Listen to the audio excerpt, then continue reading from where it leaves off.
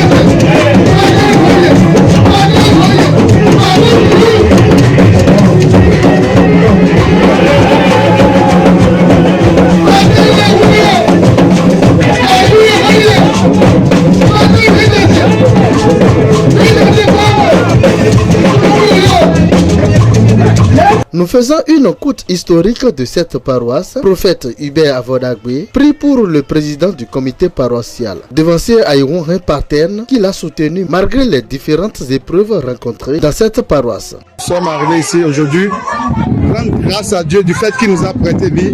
Et aujourd'hui, on a fait 10 ans ici. La création de cette paroisse, Dieu m'a révélé, toi tu vas implanter un lieu et les gens viendront trouver satisfaction. Mais toi, pour le moment, ne sois pas le berger. Donc à la création de la paroisse, je n'étais pas le berger. Moi, j'ai pris les rênes de cette paroisse il y a 5 ans. Il est bien vrai, j'ai instauré l'église. Mais il y avait un chargé qui avait pris par ici. Et lui, il a dit, bon, il y a trop de soulèvements, trop d'attaques. Alors quand on est à l'œuvre de Dieu, on doit s'attendre à ça. Le Christ nous a dit, si on l'a persécuté, qu'on va nous persécuter aussi. Mais s'il a pu avoir la victoire sur l'ennemi, qu'on aura la victoire. Donc, j'ai pris les rênes de la paroisse, ça fait 5 ans. Malgré que la paroisse fait 7-10 ans aujourd'hui. Des difficultés vraiment énormes. Et il a fallu même que je quitte. Mais avec l'aide de Dieu. Parce que c'est pas moi ma force, c'est Dieu. Et en tout lieu, en tout temps, la Sainte Vierge Marie en est capable. Parce que c'est elle qui prend toujours le contrôle. Quand il y a des situations, je vais vers elle, je dis maman. Parce que la Bible nous enseigne dans le livre d'Ésaïe 45, verset 15. Est-ce qu'une femme qui allait son enfant peut laisser l'enfant? Donc elle ne m'a jamais laissé dans la mission. Elle est toujours de mes côtés. Donc je ne peux que rendre grâce à Dieu. Ça me fait plaisir. Et je ne sais pas comment expliquer ma joie. Je ne sais pas comment exprimer ma joie. Seul que le nom de Dieu soit loué. En résumé, je dirais seulement que de s'adonner à Dieu. En tout, de s'attacher à la prière. Et en tout moment, en tout lieu, de rendre grâce à Dieu. Et de se fier à Dieu. Parce que quand on se confie à lui, et quand on tourne le regard vers lui, dans le psaume 34, on est couronné le visage est couronné de joie. Donc sans Dieu, on ne peut rien. Se disant très fier d'avoir rencontré le prophète Hubert Avodagbe dans sa vie, le président du comité paroissial, Paterne Aïron, apprécie la célébration de cette merveilleuse fête, puis adresse son message de gratitude envers tous leurs invités.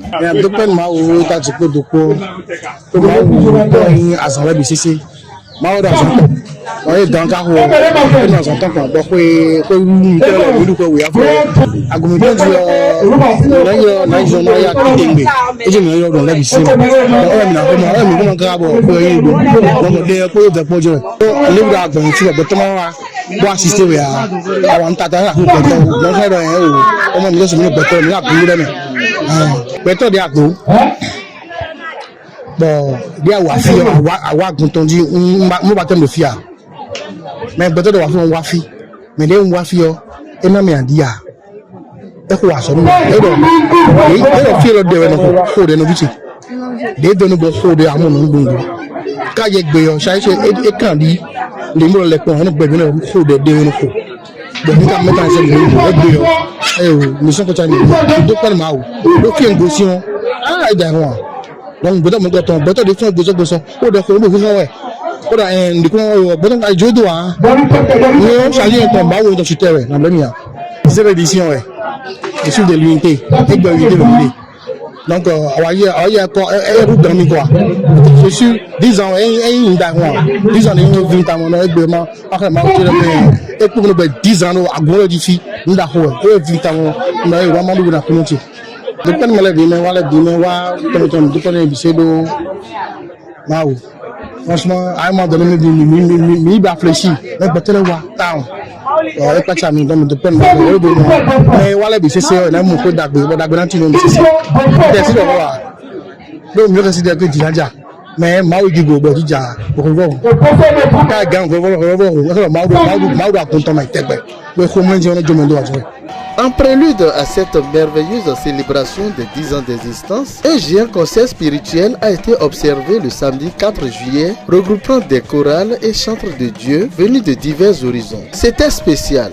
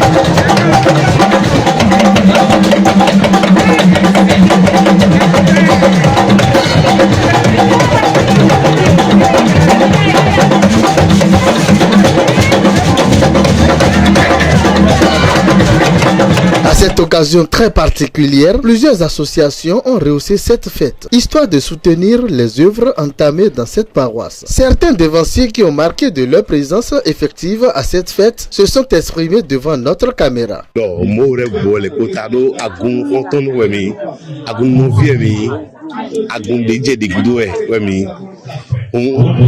Une fois dit, cette famille de filles, Morel fait rendre finir.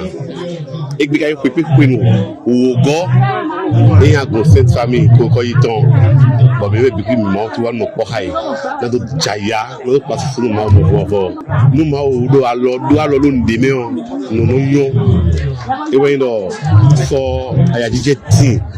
Tu vois, il y a un Jaya, il déclare, Nati no ndeme no player e di hello nu wa indo ndikon be zini so jo ezime so juru no e no mu mi ba di yo de mi ko mi ga me mo ji me no wa je da ko de me do agun lo no e no gba agun lo e nu pe vi no gba agun lo a no wa agun ko to gon fi no wa agun di fi o nu pe vi a me ma no zi dwaga ma no wa to me e no du yan ma no zi gigo to daga janwe o mi to pen ma we ne o do dagbe ni di lo mi tegbe da gun no sin family ko ko iton wi o e san le gon dagbe ni blo mi po beri a bon le gon fi bo do benu e ile go to agbon ton ma we gba lo ni be peru be ma we na peru be ba so e zo na program fo le do benu ye me committee o se kwele bula lo gloni le big boy pas baza koleo on a donné mes bébés au dévoder na bois